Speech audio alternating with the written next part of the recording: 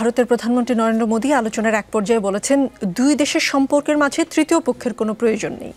স্বাধীন বাংলাদেশের স্বপ্ন, তার অভ্যুদয় সব মিলিয়ে দুই দেশ একে অন্যকে যতটা জানে বোঝে তা নিশ্চয়ই অন্য কারো পক্ষে সম্ভব নয়। কাজেই বাংলাদেশের সফলতা সংকটে সবসময় পাশে থাকার বাসনা ভারতের। এই বৈঠকের এক সপ্তাহ আগেই চীনের প্রেসিডেন্টের সাথে আলাপ করে এসেছেন ডক্টর ইউনূস এবং ভারতের সাথে অভিন্ন নদীর তিস্তার প্রস্তাবিত প্রকল্পে চীনের ঠিকাদারদের স্বাগত জানিয়ে এসেছেন বাংলাদেশ। দুটি ঘটনার কোনো সম্পর্ক দেখেন কিনা? ধন্যবাদ। যে যেখান থেকে আমাকে শুনছেন সবাইকে আমার সালাম এবং শুভেচ্ছা। দেখেন, বাংলাদেশের সাথে ভারতের সম্পর্কের ইতিহাস, পার্টিকুলারলি প্রতারণার ইতিহাস, সেটা আমাদের মাথায় রাখতে হবে। এবং ভারত আমাদের পরীক্ষিত শত্রু, কারণ শত্রু বলেই তো তার সাথে প্রত্যেকদিন আপনি যুদ্ধ করতে পারেন না। তো কিন্তু আপনার পারসেপশনের দিক থেকে আমাদের একটা জিনিস মনে রাখতে হবে যে ভারত বাংলাদেশের ক্ষেত্রে, বাংলাদেশের একটা স্বাধীন অভ্যুদয়, এইটা ভারতের জন্য কতটা হুমকির মানে কি, এইখানে বাংলাদেশ যদি ধরেন একটা সভারেন সুন্দর স্টেট হিসেবে দাঁড়িয়ে যায়, তাহলে ভারতের অন্যান্য যারা যে সমস্ত জাতিগোষ্ঠী একটা জাতীয় মুক্তি সংগ্রামের মধ্যে নিয়োজিত, তাদের জন্য একটা আইডল বা উদাহরণ হিসাবে তৈরি হয়। সেই কারণে বাংলাদেশের ক্ষেত্রে কোনো রকম কোনো একটা আত্মমর্যাদা সম্পন্ন জাতিগোষ্ঠী হিসাবে, রাষ্ট্র হিসেবে বাংলাদেশ দাঁড়াক, সেইটা ভারত চাইবে না। ভারত এমনি যত ভালো ভালো কথাই বলুক, ভারতের প্রত্যেক প্রধানমন্ত্রী, প্রত্যেক আপনার রাষ্ট্রপ্রধান খুব ভালো ভালো কথা বলে, এবং আপনি একটা উদাহরণ দেখাইতে পারবেন না যে বাংলাদেশ ভারতের সাথে ডিলে ভারত বন্ধুসুলভ আচরণ করছে, একটা উদাহরণ দেখাইতে পারবেন না। হ্যাঁ, তার যে চাণক্য নীতি, মুখে একটা অন্তরে আরেকটা, এবং যে মুনাফিকে সেটা অব্যাহত রাখে।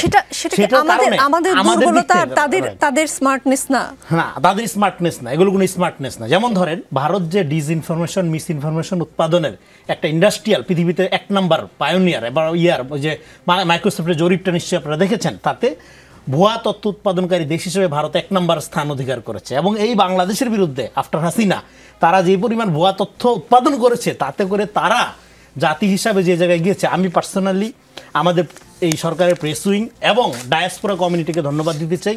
তারা যেইভাবে এই ভুয়া তথ্যের বিরুদ্ধে সংগ্রাম করেছে, এটা ঐতিহাসিক, এটা মনে রাখার মতো একটা ব্যাপার। এবং এর ফলে ভারত কি হয়েছে, এর ফলে ভারত একটি মুখ উজ্জ্বল হয়েছে। ভারত এই যে বৃহত্তর গণতন্ত্রের দেশ বলে যে পৃথিবীতে এক ধরনের বাহবা পাইতো, সেটার ইন্ডেক্স কোথায় নামছে, ফলে ভারত দীর্ঘমেয়াদে ক্ষতিগ্রস্ত হয়েছে। কিন্তু কথা ওইটা না, আপনার হইলে এখন সাউথ এশিয়াতে দেখেন, 3টা রাষ্ট্রপ্রধানকে আপনি যদি একসাথে দেখেন, একটা হলো শাহবাজ, প্রতিষ্ঠিত চোর, তার মতো আপনার লুটেরা পৃথিবীতে 2-4টা আছে, মানে এইরকম একটা সিন্ডিকেট। এখন তো পাকিস্তানের অবস্থা ধরেন, সবগুলো লুটেরা সিন্ডিকেট মিলা আপনার ইমরান খানের বিরুদ্ধে গিয়ে ধরেন একটা তারা সরকার গঠন করছে। এদিক দিয়ে মোদির অবস্থা দেখেন আপনি। মোদি, এটা ধরেন তার সাথে আপনার এই সর্বশেষ আপনার ফ্রান্সের প্রেসিডেন্ট একটা সমাবেশে সবার সাথে সে হ্যান্ডশেক করতে, তার দিকে ফিরাও তাকায়নি। এই ভিডিও দেখছেন আপনারা, হ্যাঁ, এটা ভাইরালও হয়েছে। এদিক দিয়ে আপনি ডক্টর ইউনূসকে দেখেন, মানে সাবকন্টিনেন্টে আপনার এখন যারা যে 3টা দেশের কথা বললাম, ভারত, বাংলাদেশ, পাকিস্তান, সেই 3টা দেশের রাষ্ট্রপ্রধান একসাথে বসান আপনি, এমনিতেই তো ইউনূস বসার কারণে আপনি আগায় গেছেন, মানে আর কোনো কারণ নাই। আপনার দেশ যাই হোক, আপনি ছোট না বড়, আপনার অর্থনৈতিক অবস্থা যাই হোক, আপনি শুধু রাষ্ট্রপ্রধানের স্ট্যাটাস করতেই তো আপনি আগায় গেছেন। এইবার এই অ্যাডভান্টেজটা আপনি কাজে লাগান। আপনার কিন্তু ডক্টর ইউনূস আছে, আপনি এটাকে কাজে লাগান মানে আপনার এখানে একটা সভারেন ডেমোক্রেটিক স্টেট করার ক্ষেত্রে ভারত 1 নাম্বার বাধা। এখানে হাসিনার বিরুদ্ধে যে অভ্যুত্থানটা, সেই অভ্যুত্থানটা এট দ্য সেম টাইম ভারতের ব্যাপারে আমরা রায় দিয়ে দিয়েছি। রনি, আমার প্রশ্ন ছিল যে ওই দুটি ঘটনার মধ্যে আপনি কোনো সম্পর্ক দেখেন? দুটো ঘটনার মধ্যে অবশ্যই যোগসূত্র আছে। এবং তিস্তা, এখানে দেখেন তিস্তার ব্যাপারে যখনই কথা উঠছে, তখনই এখানে ভারতের দিক থেকে তারা সর্বোচ্চ চেষ্টা করছে এখানে কোনোভাবেই যাতে চায়না আপনার এখানে অন্য চায়না পক্ষে অন্য কোনো দেশ যাতে আসতে না পারে। এবং তিস্তা শুধু তাদের জন্য তো আপনার প্রেস্টিজ ইস্যু না, এটা তাদের জন্য সিকিউরিটি ইস্যু ইন্ডিয়ার জন্য, ইন্ডিয়ার দিক থেকে। ফলে ইন্ডিয়া কখনোই চাইবে না যে এখানে তিস্তাটা অন্য কোনোভাবে, সেটা শুধু চায়না না, মানে ইন্ডিয়ার গ্রিপের বাইরে অন্য কোনোভাবে হোক, এটা সে চাইবে না। ফলে আমাদের জন্য চ্যালেঞ্জ হলো যে এটা ইন্ডিয়ার গ্রিপের বাইরে, বা ইন্ডিয়া যেভাবে চায় তা সেভাবে না করে আমাদের স্বার্থের দিক থেকে আমরা করব। এবং এই দেখেন, এর আগে যতগুলো সরকার ছিল, ইভেন আওয়ামী লীগ সরকার, সে কথায় কথায় কিন্তু তিস্তার কথা বলতো, যে এই যে এইবার তিস্তা হয়ে যাচ্ছে, আজ হচ্ছে, কাল হচ্ছে, পরশু হচ্ছে, কিন্তু আজ পর্যন্ত তিস্তার কোনো সুরাহা হয়নি। ফলে তিস্তার সুরাহার জন্য আমি মনে করি যে আমাদের এই যে এই ডক্টর ইউনূস বা মোদির বৈঠক, হ্যাঁ, বা দুই রাষ্ট্রের প্রধানদের বৈঠক, এইটার মধ্য দিয়ে এটা মনে হয় না কোনো সমাধান আসবে। এটার জন্য আমাদের একটা জাতিগত ঐক্য দরকার। জি, রেজাউল করিম রনি, আপনি তো বললেন তিনজনকে পাশাপাশি, তিন সরকার প্রধানকে পাশাপাশি বসালে আমাদের প্রধান উপদেষ্টা ডক্টর ইউনূসের সিভিটা সবচেয়ে ভারী।